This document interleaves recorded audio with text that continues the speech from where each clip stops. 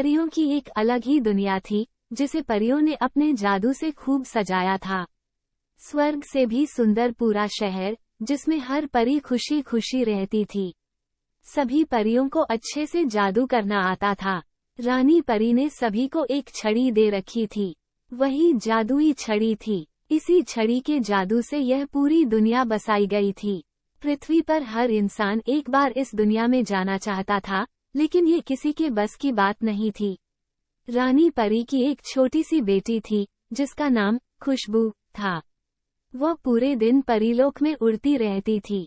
खुशबू के पास एक छोटी सी छड़ी थी, जिसे वह जब भी ऊपर करके कहती, मुझे आसमान में ले चलो, तो वो आसमान में पहुंच जाती थी। ऊपर से देखने पर परीलोक बहुत सुंदर नजर आता था। एक दिन खुशबू उड़ रही थी। उड़ते उड़ते अचानक वह बादलों से ऊपर पहुंच गई। उसे नीचे का कुछ भी दिखाई नहीं दे रहा था। नीचे उसे केवल बादल ही नजर आ रहे थे। कुछ देर बाद जब वह नीचे की ओर आई तो देखती है कि वह परीलोक से पृथ्वी की ओर आ चुकी है। खुशबू बहुत डर गई। वह वापस परीलोक जाने के लिए मुड़ती है। तभी वो एक पक्षी से टकरा जाती है। टक्कर होने के कारण उसके हाथ से छड़ी छूटकर नीचे गिर जाती है। खुशबू को अपनी छड़ी को ढूंढने के लिए धरती पर उतरना पड़ता है, क्योंकि उस छड़ी के खो जाने पर उसकी जादुई शक्तियां भी कुछ देर में खत्म हो जाती। जब खुशबू नीचे आती है तो वहां एक जंगल था। खुशबू बहुत डर जाती है। वो एक घास के मैदान में जाकर अपनी छड़ी ढूंढने लगती है। लेकिन बहुत देर ढूंढने के बाद भी जब छड़ी नहीं मिलती, तब वो रोने लगती है। दूसरी ओर खुशबू के न मिलने पर रानी परी बहुत चिंतित हो जाती है। वो अपने सिपाहियों को उसे ढूंढने के लिए भेजती है। खुशबू परी की रोने की आवाज सुनकर पास ही एक घर में एक लकड़हारे की पत्नी जाग जाती है। वो अपने पति से कहती है, मुझे लगता है कोई बच्चा रो रहा है। ये सुनकर लकड़हारा अपनी कुल्हाड़ी उठाकर बाहर चल देता है। तभी उसका 10 साल का बेटा रोहित कहता है, पिताजी, मैं भी आपके साथ चलता हूँ। कहीं ये कुल्हाड़ी देखकर बच्चा डर न जाए। दोनों बाप बेटे उस दिशा में चल देते हैं जहाँ से आवाज आ रही थी। लकड़हारे को एक छोटी सी परी रोती हुई दिखाई देती है। वो उसके पास जाने लगता है।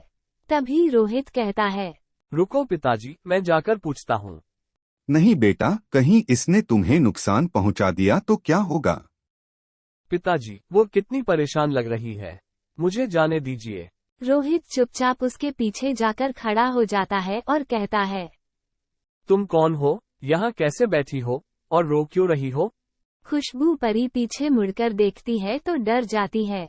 वो वहाँ से जाने लगती है। तभी रोहित उसे रोकता है। रुको परी रानी, मुझसे डरो नहीं, मैं तुम्हारी मदद करने आया हूँ। माँ ने कहा था इंसानों के पास नहीं जाना चाहिए। मेरी माँ कहती है कि कोई भी परेशानी में हो, उसकी मदद जरूर करनी चाहिए। वहाँ मेरे पिता खड़े हैं, वे भी तुम्हारी मदद करने आए हैं। मैं गलती से अपने घर से बहुत दूर आ गई। यहाँ मेरी जादुई छड़ी गिर गई है, जिसके कारण मैं घर नहीं जा सकती। तुम हमारे घर चलो, वहीं रुक जाना। अभी तो रात है, हम सुबह तुम्हारी छड़ी ढूंढ लेंगे। यहाँ बहुत से जंगली जानवर आते हैं, तो तुम्हें नुकसान पहुँचा सकते हैं। खुशबू परी उसकी बात सुनकर उसके साथ चल देती है। रोहित अपने पिता को सारी बात बता देता है। तीनों घर पहुँच जाते हैं।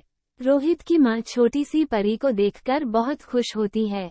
खुशबू, तुम हमारी मेहमान हो, यहाँ आराम से रहो, लेकिन सुबह अंदर ही रहना, नहीं तो किसी ने तुम्हें देख लिया तो तुम्हें पकड़ कर ले जाएंगे। खुशबू बहुत खुश होती है। रोहित की माँ उसे खाना देती है, जिसे खाकर खुशबू कहती है, ये तो बहुत स्वादिष्ट है, मैं अपनी माँ को बताऊंगी।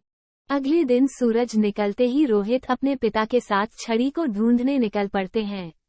लेकिन बहुत ढूंढने के बाद भी उन्हें छड़ी नहीं मिलती। शाम को दोनों थक हार कर घर आ जाते हैं। खुशबू ये सुनकर बहुत उदास हो जाती है।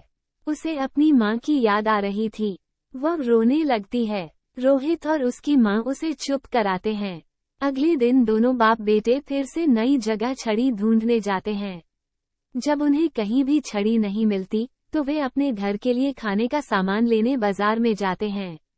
लकड़हारा जब सामान खरीद रहा था, तभी रोहित की नज़र पास ही में सुनार की दुकान पर रखी एक छड़ी की ओर जाती है। वो सोने की तरह चमक रही थी। रोहित देखता है कि यह तो बिल्कुल वही छड़ी है जैसी परी ने बताई थी।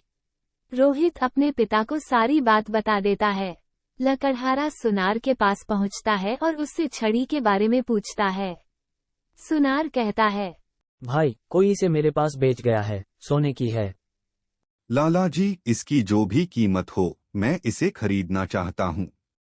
सुनार उसकी बहुत ज्यादा कीमत मांगता है, जिसे सुनकर लकड़हारा कहता है, तुम इस छड़ी के बदले मेरा मकान और मेरी जमीन ले लो। सुनार मान जाता है। वो लकड़हारे से कहता है, ठीक है, कल मैं आऊंगा, तुम मकान खाली कर देना। ये लो छड़ी। रोहित छड़ी लेकर बहुत खुश होता है। दोनों घर आ जाते हैं। रोहित खुशबू को छड़ी दे देता है। खुशबू छड़ी पाकर बहुत खुश होती है। खुशबू परी कहती है, आपने मेरी बहुत मदद की है। मैं आपको हमेशा याद रखूंगी और आपसे मिलने आऊंगी। ठीक है बेटी, हम भी तुमसे मिलकर बहुत खुश हैं। तीनों मिलकर खुशबू परी को विदा करते हैं। खुशबू परी छड़ी की मदद से उड़कर बादलों के पार चली जाती है। उसके जाने के बाद तीनों बहुत उदास हो जाते हैं क्योंकि उनका घर और जमीन चली गई थी। सुबह तक तीनों अपना सामान बांध रहे थे, तभी सुनार आ जाता है। तीनों एक बैलगाड़ी में अपना सामान रखकर वहां से चले जाते हैं। सुनार घर को अपने कब्जे में ले लेता है। लकड़हारा अपनी पत्नी और बच्चे के साथ पास ही के जंगल में एक तंबू बनाकर रहने लगता है। दूसरी ओर जब खुशबू वापस परीलोक में पहुंचती है तो उसकी माँ बहुत खुश होती है। खुशबू अपनी माँ को सारी बात बताती है। दूसरे दिन खुशबू अपनी माँ रानी परी और अन्य लोगों के साथ रोहित और उसके परिवार से मिलने आती है, लेकिन वहाँ कोई नहीं था। रानी परी अपने सिपाहियों से उन्हें ढूंढने के लिए कहती है। सिपाही ढूंढते ढूंढते जंगल में पहुंच जाते हैं। वहां उन्हें लकड़हारा और उसका परिवार मिल जाता है। वे तीनों को लेकर रानी परी के पास पहुंचते हैं। रानी परी को सारी बात का पता लगता है। रानी परी कहती है, तुमने मेरी बच्ची की जान बचाने के लिए, उसे हमसे मिलवाने के लिए अपना सब कुछ गंवा दिया। रानी परी अपने सिपाहियों को भेजकर सुनार को छड़ी से दुगना सोना भेजकर मकान और जमीन छुड़वा लेती है। रोहित और उसके परिवार को वापस अपना घर मिल जाता है। जब वे घर के अंदर जाते हैं तो उनके घर में सोने चांदी का भंडार लगा हुआ था। रानी परी कहती है, ये खजाना कभी खाली नहीं होगा। महारानी जी, हमने इसे अपनी बेटी माना था। ये आपसे मिलने के लिए बहुत उदास थी, इसलिए इसकी खुशी से अधिक हमें कुछ नहीं लगा। ये मैं अपनी खुशी से दे रही हूँ, और हाँ, हम तुमसे मिलने आते रहेंगे। अब हमें जाना होगा। आप सब खुशी खुशी अपना जीवन व्यतीत करें। नमस्कार। रानी परी खुशबू को लेकर चली जाती है।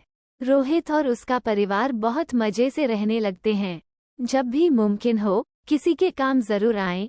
कहानी पसंद आए तो कृपया लाइक, शेयर, सब्सक्राइब करें। धन्यवाद।